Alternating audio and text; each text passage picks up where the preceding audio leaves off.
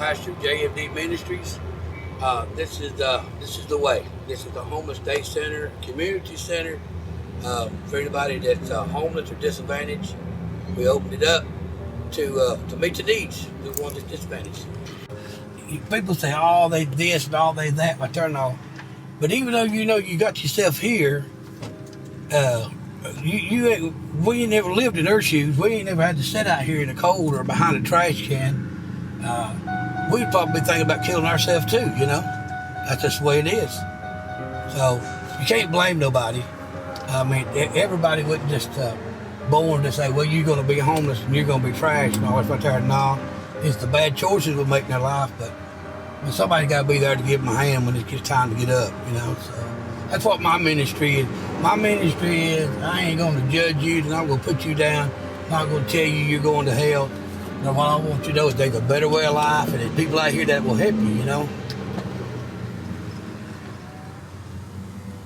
And that's just what I try to do.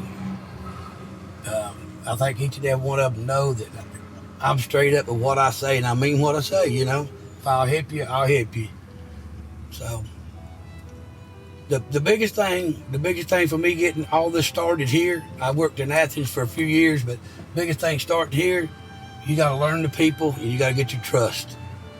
Because if they don't trust you and they don't believe in you, then you're not going to get your team. All they're going to get out of you is what you'll give them. So I've got a lot of friends. Maybe I know you don't judge your success. You shouldn't judge your success on how much you got, but somebody told me one time, man, that if you got more than one person that looks in on your casket right there, they say you're a friend, that's a big accomplishment. I know I got a lot of friends in this town, really do.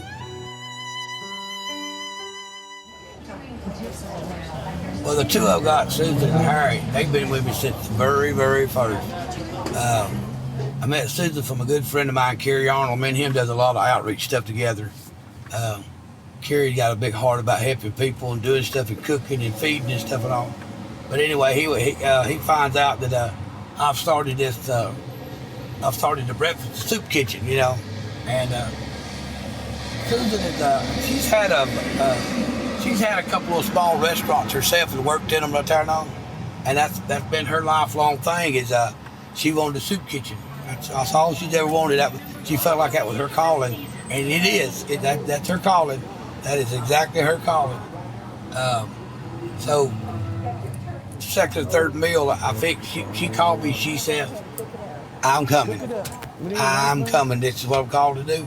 She showed up the next day and has been here ever since. And her and Harry was good friends. So Harry's always had a ministry that he gives people rides. He worked with the different detention centers around here and halfway houses and stuff like that. And he give people rides back and forth to work and stuff like that. So Harry's always had a big heart about helping people out that needed a way to go somewhere. What if we ain't got enough? Enough what? Food. Why are you worried? I'm always worried. Don't be worried. We got plenty. So he come with her, and both of them have been there with me from the get-go. I mean, from the very, very, very first start. And some of the others are just coming in and coming around. You know, I got Miss Kathy. She takes care of all my clothes. And, well, she works hard. She keeps all the clothes up. She keeps them all sized out. Somebody can come up and say, I need some clothes, and she'll ask them what size you wear. She knows that she's got that clothes. She knows what she's got. She knows where it's at. And she's over the showers and all the clothes. And I say, look, I can't do it. I can't do it all. And that's her ministry, and evidently that's her calling too, because she does it well. Just everybody that comes in, they just got a heart to do something. I had a guy, he kept saying, I want to come and go be a part of this and work for you out there and all. And then he come back and he said, well, listen, I'm ready to go to work. He said, I'll start off with minimum wage. I said, you'll start off with minimum wage? I said, what makes you think anybody right here getting paid? And he said, y'all don't get paid? I said, no, we're a non-profit 501c3. This is all charity work.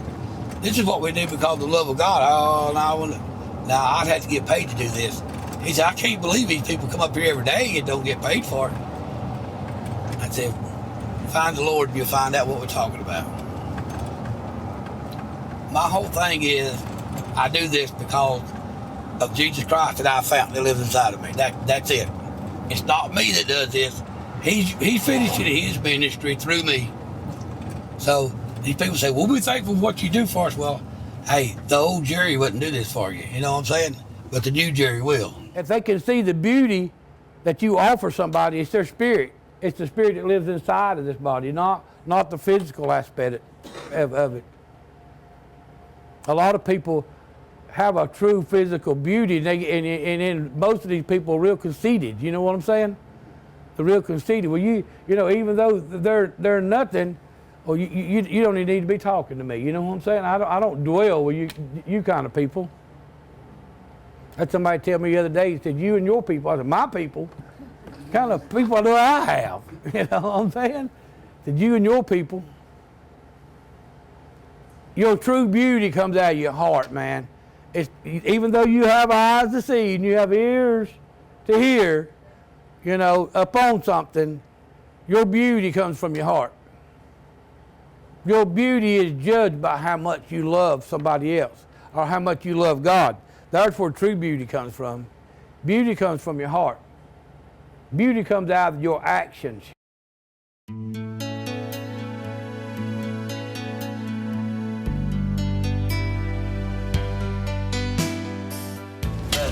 I want to thank each and every one of y'all coming out. Yes, sir. A lot of people say, I'm not going to do anything to help anybody if they won't help themselves. Sometimes when God calls you to do something, you go do it with no questions asked, right? Yes, sir.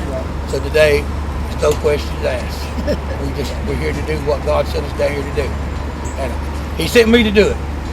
But y'all heard the call, and y'all come, okay? So today, I ain't judging nobody. Today, we're just going to clean up the mess. It's going to be on their own from now, you know? But they had a disaster happen here, and that's what we're here for. To straighten out the disaster and what to do out of that, it's up to them. We done what we're supposed to do, okay? Any thoughts? Yeah.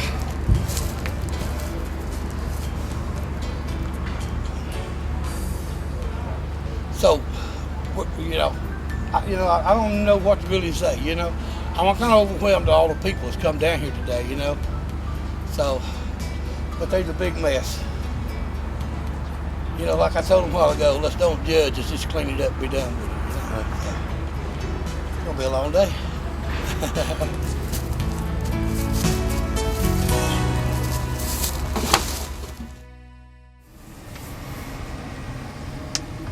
You know, that's the thing about it. You can go through any town or any city and go through the main streets, but you never know what's happening until you come back out here on the back streets, you know.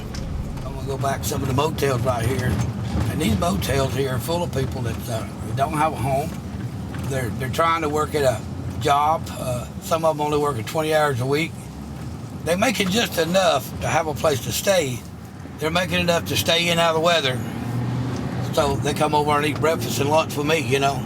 And if I have anything left, they can take it and use it to carry for the lunch at work or whatever, you know. Hey, friend, how we doing? You get out there with them, you know. Some people are not going to, but the way our economy is, how could somebody really say now, once you get this far, you can look back and say, how you going to live the American dream, you know? They ain't worried about whatever American dream, they just worried about how can I get inside, you know? If you don't have a heart for this, then you're going to think, well, you say they made this mess, let them live in it. I'm going to tell you, 65% of these people out here have got a handicap, you know? There's a lot of churches right here in town. If we just all come together, we can fix a place, we can handle this, and we can help a lot of people. You know, the Bible says if one could put 1,000 to flight, and two put 10,000 to flight. So if there's one homeless shelter here just helping out a little bit of people, so if I had 3 or 4 more of these churches around here, how many people could we help, you know? One man can't do it all. I'm not even asking him to do any physical part of it. help us to grow it. I mean, shoot, we need things like paying the rent and paying this and doing that, you know. Don't be scared to put money into something. First of all, my name is Richard Bell. I've lived in Hall County just about all my life. I'm a member of Black Sheep Baptist Church. I've been there 17 years. And I have a ministry called Feed the Need Ministry that I started 5 years ago. And what I do is I started out going under the bridge, feeding them, giving them tents, sleeping bags, and stuff like that. Now I meet at the laundromat every Monday night. We wash their clothes first, we minister to them, feed them. We try to make sure everybody's got a Bible. We don't try to force them to take one, but we give them one anyway if they want one. Robbie Hall, and I'm from Black Sheep Baptist Church, and we help Mr. Rico Bell with Feed the Need Ministries. A lot of these people, for whatever reason, you know, and like many of us, they were one event away from being homeless, you know, without a place to live. So that's who we deal with. The majority of them live under two of the bridges here in Hall County, Gainesville and Hall County. There's a couple of homeless camps, one near the lake, Lake Lanier, and then there's a couple others scattered out through town that we've discovered over the years. And that's basically who comes. Now, do you think even in spite of all the stuff that's going on and the cooperation, is there still the possibility some people are falling through the cracks? And in that case, who takes care of that? Well, right down the street here, there's a church called The Way. They try to feed every morning, and to answer your question, yes, some do fall through the cracks. We've had a couple of our regulars that come to the laundromat in the last couple of years that's passed away on the street. You know, from the cold, combination of things, illness, weather-related. We done a survey. I had everybody that I come in contact come through my place, and a lot of them be homeless because we done had a couple people to die. You know, 3 or 4 people to die, and nobody had no information on them. So I got the ones that would, and everybody did, put their name down, and if they was living somewhere where they was living, and next of kin, and a phone number for somebody, you know, emergency number to file. And because a lot of times the city officers come by and say, you know so-and-so, whatever, I turn on you know anybody that knows him, if he's dead or whatever. But I thought, well, we'll go through Miss Kathy. She got everybody to fill out one. And I thought, well, we'll do about 50 of them, you know. Come to find out, she come back. We had 150 different names that come through my place, or the place down at the Way, on a regular basis. And I see it getting worse. I don't see it getting no better. But it seems like the homeless problem is getting to be more and more in Hall County. Right now, there's close to probably 600 homeless people in Hall County, which consists of Lula, Gainesville, Flowery Branch, Oakwood, Gillsville, Cameron. How does the city and county government help you folks in working with the homeless? We're just now starting to get the city and the county involved a little bit. I think the city of Oakwood and Flowery Branch just passed some ordinances banning camping and pandering, those kinds of things, which that's a good idea. You know, the last thing the last thing these people need are people giving them money. There was an ad in the newspaper a couple of months ago about some city, I'm not going to call the city's name, helping their homeless by giving them bus tickets, and they wind up in Hall County. That's not helping. That's just relocating. So I'm just praying that the rest of these cities get together and realize it's not the government job to feed these people, it's the church. People like me that claim to be a Christian, it's my job. It's our job as believers in the Lord Jesus Christ to feed these people. It's not the government. He got all his paperwork is here. I got his paperwork. They need it. he turned himself in at the hospital to get some help. So they took him down to Lower Woods, and that's a place, a program they can dry you out, you know. So I'm gonna take his paperwork up there now and leave it at the front desk. It's just one of the things we do around here. Try to help these people out. There's a big part of them right here that's got a big alcohol problem, and it's hard. The anxiety of them, they have a bad time with anxiety. A lot of people say they're mean, and that mean they just lashing out about themselves, you know. That they know they done most of this stuff themselves, and they're mad at themselves. They're not mad at anybody else, but they just lash out at everybody. So that's just another reason we need a homeless shelter with a program. I can't change these guys' life if I'm not with them 24 hours a day. When you only spend about 10 hours a day with them, it just don't do no good. So we get them some help in the program, get them dried out. But if they ain't got no place to go, they go right back and do it again. And the anxiety is real bad on them. Let's go up. I'm gonna go uptown. See, this is where I start. One of my main goals was when I started this right here was because the merchants up here on town, they were tired of the homeless sitting around the square all day and, you know, running off business. And then the library's up here. So that was one of my plans that God had given me through a prayer, was to open up a place that they could go to during the day.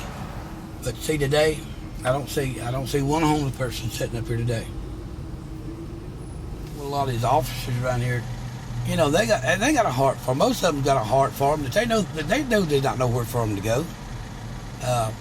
And then up to, you know, just less than 2 years ago, a little over a year, that work has been starting to pick up around here. They know there wasn't no jobs for them. They just try to keep them. Well, the main thing was that was it. The main thing was they didn't want them hanging around town all day, you know. Tell me about what the average person is that lives on the street and what they're looking for when they come through your front door. If it's somebody new, the first thing they're looking for is a place they can stay. That's the main thing. Where can they go get a place to stay for a few days till they get things organized? But right now they're all full because there wasn't no jobs for a long time. But here for the last year or so, the chicken plant's been hiring everybody. So we've been able to get a lot of people their birth certificates and IDs and get them a job. But now some of these people are filled up, the homeless, the night shelters, and there's no room. If a new person comes into town right here, there's no place for them to stay except in a tent. That's it. So I can offer them a tent and a sleeping bag, and that's the best they're going to do right here for overnight. But all these chicken plants down here, poultry plants, they're all hiring. So a man can come and get a job. If he's got an ID, he can get a job. But then again, once he gets the job, gets money in his pocket, there's no place to rent. There's no housing. There's no affordable housing here at all. Now this area down here, this is the area. We were down here the other day. You know, this is where you get in and go up under the bridge here.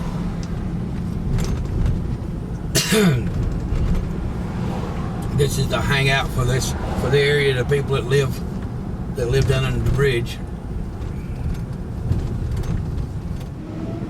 How long do folks, on average, stay in that cycle where they're desperate and looking? Well, the ones that come ones that come through, the ones that's here, that really want to get away from all of it right there and get back into the cycle of everyday life and living, you know. Like I said, but you could get a job here. Here in a couple of weeks right here, you'd have enough money to start finding you a place. And most of what these people do right here, they're living in the motels now. So the motels are full of people renting for a month, but that's $800-something a month. Pretty well takes their money, you know. But at least they're off the street. There's been a lot of people come through and it's made it. You know what I'm saying? They got you know, if you're coming here the right attitude and go get you a job, you got a 75% chance, you know, you can get away and stay away from the drugs and and eventually find you a place to live, you know. So you got a good chance right here in Gainesville of doing that. But it's just, there's no places to rent. There's just no affordable housing for them at all. How does it change? Now that, I don't know. That is what I want to go talk to the city council about. How can we change this, you know? At one time, I had a meeting with neediest. They told me that what they would like to do is maybe, build some affordable housing. But my question to them is, what's affordable for a homeless person?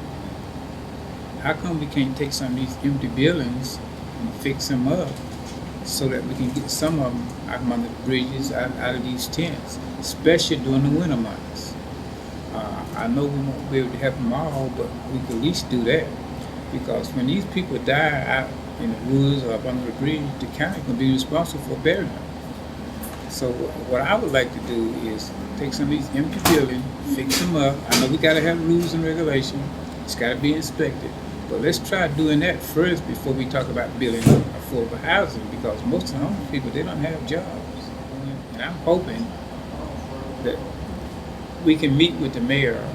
I've got one of the state representatives that goes to my church. He's trying to set up a meeting so we can meet with the mayor of all counties to see what we can do better and to see what they are doing to put with what we and Pastor Jerry is doing, so that we can get some of these people out from under these bridges, out of these tents, into some stabilized homes, so that we don't have to worry about them freezing to death in the wintertime.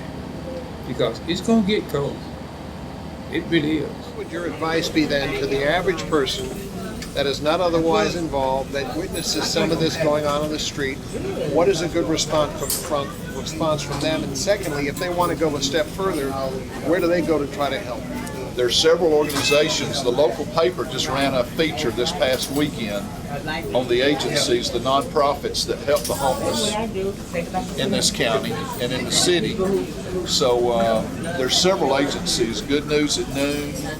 Our ministry is called Feed the Need, but there's several nonprofits around town. Most churches have somebody in their congregation that somehow is involved or knows someone that's involved with a homeless ministry.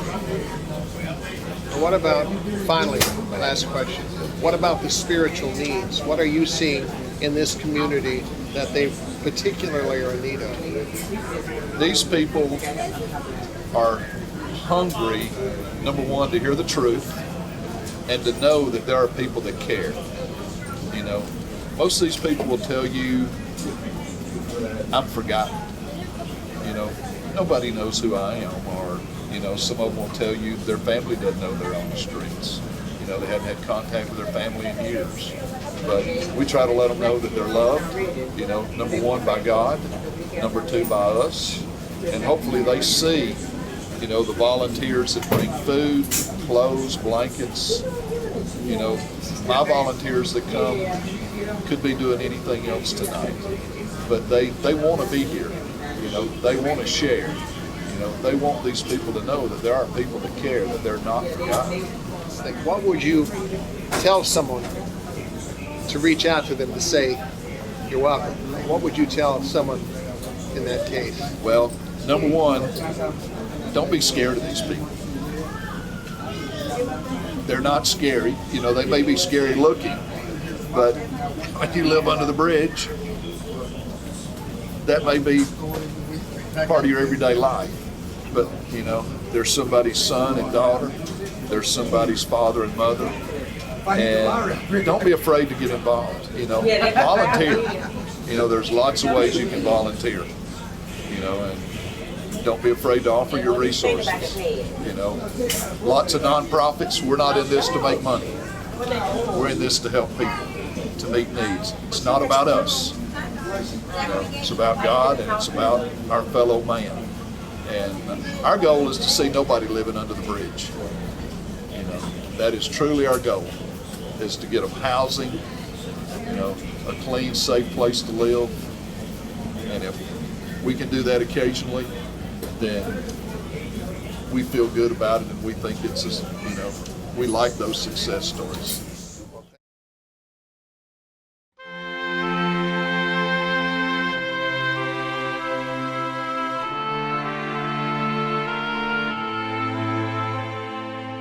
I'm Donna Caterson. This is my sister Rachel Stewart, and we're here in Gainesville, Georgia, at the Way. And we both come from we had a very good life. It was a very good life. I was we had a house, chandeliers, pool, cars. You name it, we had. I worked. Yeah. I'd make anywhere from $120 to $150 a day. Yeah. Taking care of the elderly in the home. We had a really, really good life. And then all of a sudden, she lost her job. I mean, one paycheck. We went to a trailer. And we were going paycheck to paycheck. We just want to let people know our journey. We started 5 years ago. We were homeless. We lived in a shed, so we were better off than most because we didn't have a tent. We was in a shed, froze in the winter and burned up in the heat. We struggled. None of our family knew we were homeless. Nobody knew we was homeless. We went about our everyday life like it was nothing wrong. We started stealing at that point. Even though we was in a shed, we were paying $400 a month to stay in that shed. In cash. In cash. And $200 a month in food stamps. The owner of the shed was a pastor. And he had convinced us to move in with them because we were working with the homeless, and he had a homeless ministry. And he told us that if we come stay with them, we didn't have to pay rent, and we could save our money up and get a car. And he said, since you're with us every day anyway, this is going to be a lot easier on us. So we moved in. But when we got there, it's when we found out we was going to be in a shed. We had no place to go. We had no vehicle, no nothing. So we were stuck there. Yes.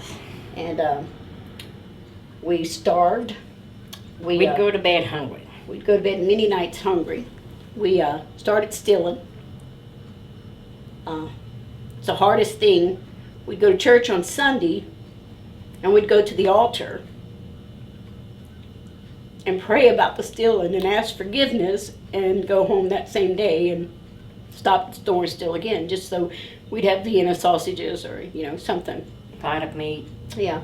Again, we wouldn't let our family know. If our children knew, we wouldn't have been there, but we put ourselves there, so we had to get ourselves out. And it was the hardest. It was a very hard struggle, it was. But one night we heard about Rico Bell having a laundry service where he would wash 2 loads of laundry for the homeless, and he'd feed them a meal. So we went to use his service one night. And it was amazing. It was absolutely amazing, the love that man showed to us, because we felt like we were the scum of the earth. We're homeless. We're the bottom. And this man opened his arms up to us and loved us. First time we'd ever met him. Unconditionally. He was amazing. So we went home to our shed that evening, and we cried and we talked. We prayed. We loved what he was doing. It was just amazing what this man was doing. So we decided we didn't want to use the service anymore. We wanted to be a part of it. Now, mind you, we're still homeless. But we went back the next week, and we told Rico we'd like to cook for the homeless. Of course, we had no way to cook. So we started with bologna. We made bologna sandwiches. We stole the bologna. Yes. That's what showed me at that time I had got to where I didn't believe in God anymore. He didn't let us get caught stealing the food. And I felt like he was blessing the food, even though we stole it to feed other people. We never got caught. It was amazing. We did it for months. But again, we'd pray every Sunday. We'd go up to the altar and lay it at the altar, and then we'd take it right back. But we stole the bologna. We stole cookies and chips. We had these huge purses we'd take into the store. And we'd pray every time before we go in the store, let us get caught. If my children found out, if our children found out that we was stealing, it would be horrible. We had a friend, she found out, She came and got us out of this shed. Barbara. We call her our angel. She took us to her house, and our dogs, and our cats, and a guinea pig. We had all these in a shed. So she took us to her house, didn't charge us a penny, went out every day with us to find a place to live. It was so amazing what happened. We've talked about it numerous times. Once we got our mind off of us and sitting there in that shed and crying and saying, poor, poor, pitiful me, we're homeless, we don't have anything. Once we started feeding the homeless, God just opened the doors. Like, we finally got us a home. We have vehicles. We don't have one, we have two. We have jobs. Our health is great. It's just been an amazing road. But the point, it's, even while we were homeless, we knew, even though we were poor, pitiful me, we knew we weren't going to be there forever. There was no way. You can get yourself out of it if you want to get out of it. You can pull yourself up. You can go out. It's hard. I'll be the first to say. Very hard. When we got into a place, we didn't even have a fork. When we finally found us a trailer. The woman that we rent from is amazing. She's turned out she's one of our best friends. We work for her now. We clean the places for her. It's just God has blessed us beyond belief, and it's just, we're out here every day now working with the homeless. We do anything we can. Somebody calls us, they need a ride, we're right there. Somebody needs food, we're right there. It's just, we can never repay him back for what he's done for us, but we'll never stop trying. Never. I know what these people are going through out there. I know the pain that they're going through. I know they go to bed hungry. I know they go to bed cold. I know they, but you can get out of it. You can. And I'll do everything I can, even though most of them have addictions. I know they got addictions. I don't care. Probably in the past 5 years had 20 homeless people live with us. And it's been wonderful. It's been such an experience, to have them in our home. These people are our friends. I mean, we still have very close relationships with most of them, it's been amazing. It's been amazing. And now we're here at the Way. We've been, before we got here, after we got into our own place, we'd go under the bridge. We'd take them food under there. We'd take water. The Way is absolutely, I think it's phenomenal. And what Jerry does, what he tries to do with these people, we have the GED classes. If we'd have had half of this available to us when we were out there, it would have saved so much hurt and pain. It would have made us feel like we had some self-worth. I believe God allowed us to go through that, and we didn't have the help, because I believe God really wanted us to feel the empathy that we have see what it's toward this. We know what it's like to not take a shower. Oh, we'd have given anything if we could have taken a shower. We could take a shower once every other week. We could go in the house. We know what it's like to, I smell. So if I'd had something like this back then, it would have been amazing. It would have been amazing. If I'd had a place to go where I could eat, amazing again. Again, I believe God put us there with our choices, of course. He wanted us to go through the steps that we went through to get us here. I totally believe that now. I love being here. And again, we're back at the Way. It's just, we cook. This place is going to go far. It's going to help. It's already helped people. A lot of people. And it's only going to get bigger and better. The love that's here for these people. They feel like they're nobody. They do. I know how they feel. I've been there. They feel like they're nobody. So to have somebody love you, I hug every one of them. I don't care how bad they stink. I don't mean to be mean. Some of them's pretty bad. I hug them, every one of them. I tell them I love them. I know God has got us here for a purpose. I know He does, and I love it. I love it. I love trying to find that purpose. I love being here. My biggest dream, I guess, I've told them all, is if every one of them could unite all the organizations and become one, it would be, I don't know the word to use. It would be outstanding. Can you just imagine? Because they're all working for the same reason. They're all working to better the homeless situation, to take care of it. And if we could just all get together, wow, it would be amazing.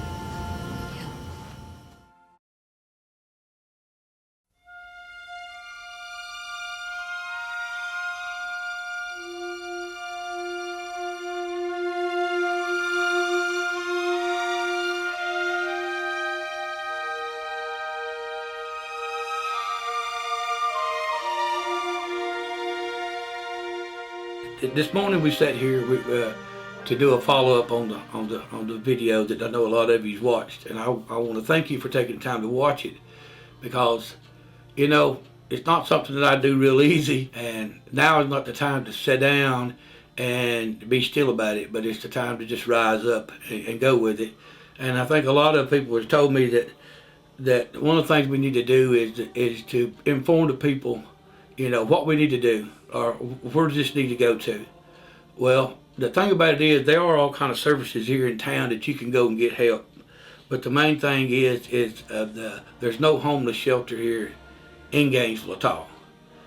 They speak about there may be 200 people that is living in the woods or living homeless. There's 400 that's homeless, but there's only like 50 beds. So I think the first step that we need to do is be able to get a building. We need to establish a homeless shelter to where a man have a place to come. I get people coming in here all the time, and they're new to Gainesville, come in here, and the first thing they're wanting, like I said, is where can I stay? Where can I stay and get out of here? Well, if you had a place to stay, then you can start dealing with it. It's hard to deal with somebody. You keep telling them, well, I'm going to do this for you, and you're still living in a tent. Let's get them out, and it changes their mindset. And once we can get their mindset changed, we can give them the spiritual guidance they needed, and then the material things that they need to progress. What we need to do is restructure their life, pull them back together, let them be progressive in the community, and be able to get a job, and help them manage their money, and then they can move on from this place and get their own place and get started again and make room for somebody else coming in. We need to come together because, see, the government has no plans for this. It's all going to be on the private sector, and it's all going to be mainly on the people of God. But the Bible talks about charity starts at home. And right here at home, Gainesville's our backyard. And I'm trying to tell everybody around here, I work these streets out here every day. And the biggest thing is that people say, well, I know we've got a homeless problem, but when you're out of sight, you're out of mind.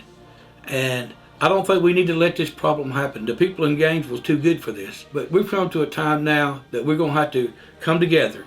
Well, somebody don't need to be saying, well, I'm a Baptist, I'm a Methodist, and I'm Catholic, and I'm this. It's time to put all that aside and say, we're people of God. I need the churches around here that sees this right here come together, the congregations in the church come together and pray amongst them. Being a church is not a building. The church is our temple to God. We are a church. And we need to get outside those walls, and we need to start doing stuff out here on the street, because everybody's not going to walk into a church or walk into that building. But you can walk up and meet them. We need to be an example. Gainesville need to be an example for the rest of the country that we're going to take care of our own. And charity is going to start right here in Gainesville.